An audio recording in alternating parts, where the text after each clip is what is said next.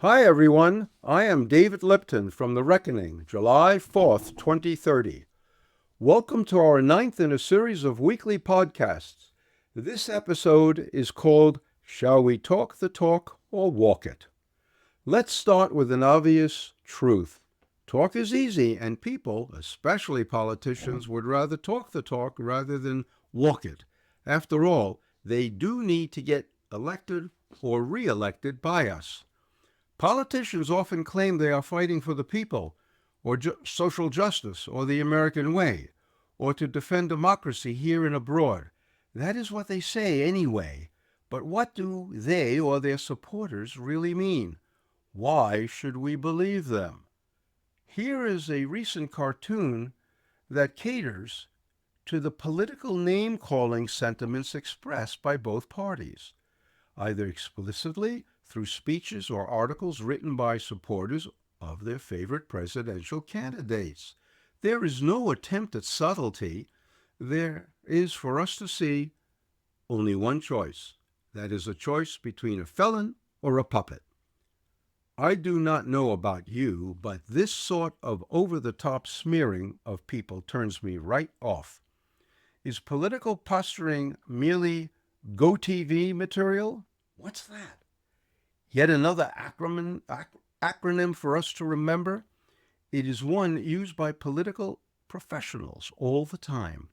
It stands for Get Out the Vote. GoTV is the mantra that directs most, if not all, political sloganeering and activity.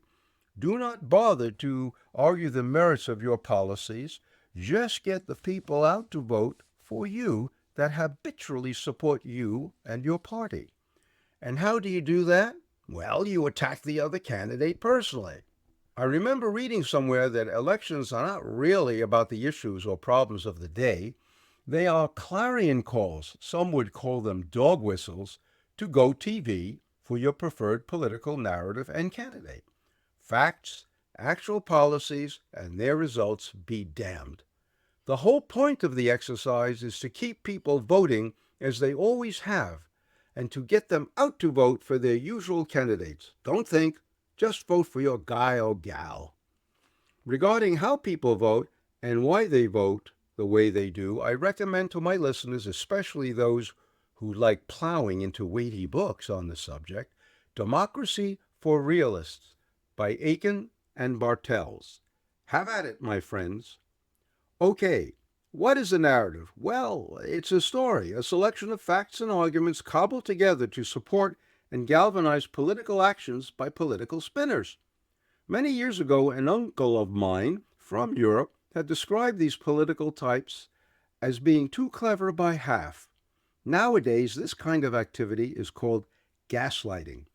It is an insidious game where one person abuses another by fomenting doubt and confusion in the minds of others to gain influence and control over them.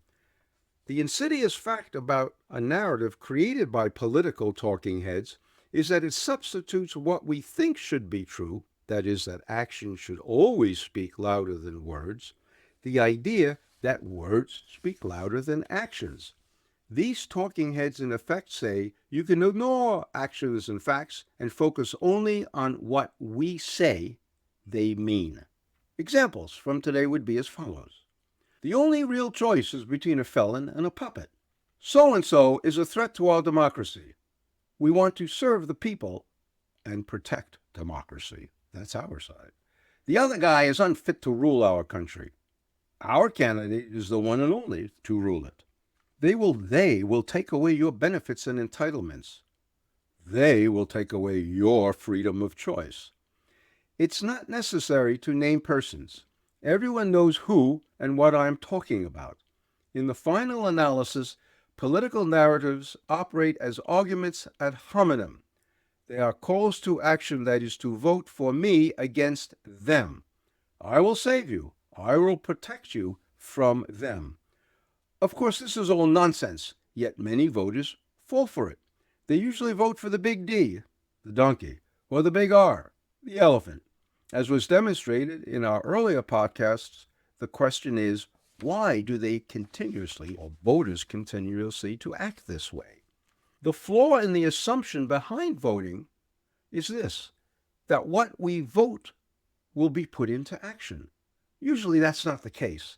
In fact, many of us will likely have a vague recollection of what was said, and an impressionistic one at that, but it will be left with the feeling that this politician is the one we want and trust. After all, he is one of us, one of our kind.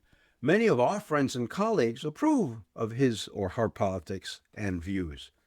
We feel this candidate will talk the talk and walk it as well. Why bother with checking if the policies work? Many voters can be forgiven for being skeptical or indifferent to the many promises made on the political hustings. It makes little difference to voters financially which president or party is in power. Obviously, certain individuals or groups will be better off at one time or another, but considered as a whole, the group is, by any measurable difference, constant. The income doesn't change all that much. The point is supported by a statistical chart of income growth or rates of growth by presidential administrations from 1945 to 2015. That chart, too, is from Democracy for Realists. While showing wide swings from plus 10% to minus 10% in income growth, the chart also shows a concentration of growth rates in the 0 to 5% range over a 70-year period. In other words, the coming and going of presidents, regardless of their party, makes little difference to the income growth of many voters over time. The chart also offers a striking visual representation of another important point, the stagnation of rates of income growth over time, the post-World War II period in particular, when U.S. economic and political dominance was paramount. My listeners may recall from earlier podcasts that this stagnation and then imperceptible decline after the 1970s in income growth after World War II is consistent with the stubborn facts of declining productivity and real income of our economy over the past 50 years, our international predominance notwithstanding. While most of the benefits accrue to the older generations of Americans, it is the millennial generation and their children who will be on the receiving end of our declining productivity, along with the massive debt incurred in the last 3 decades. It is not that our candidate is untrustworthy, it's the other guy. In our current toxic political environment, many of us firmly are committed to one party or the other and will cheerfully overlook any inconvenient facts or weak arguments to feel good about our guy or gal and ourselves as well, especially when we vote for them. If you recall our 6th podcast on confirmation bias, we tend to see and believe what confirms what we already know and believe. Also, many of the people we know think the same way. So why not vote for, well, the old recognizable and dependable person, simply because everyone else we know or care about is doing the same? This brings us to the issue of whether you are a brand voter. That is the topic of our next podcast. Goodbye for now, and thank you for listening in today. You will hear from me, David Lipton, in a week's time. You can access my ideas and thoughts by visiting Amazon.com and search for The Reckoning, July 4th, 2030.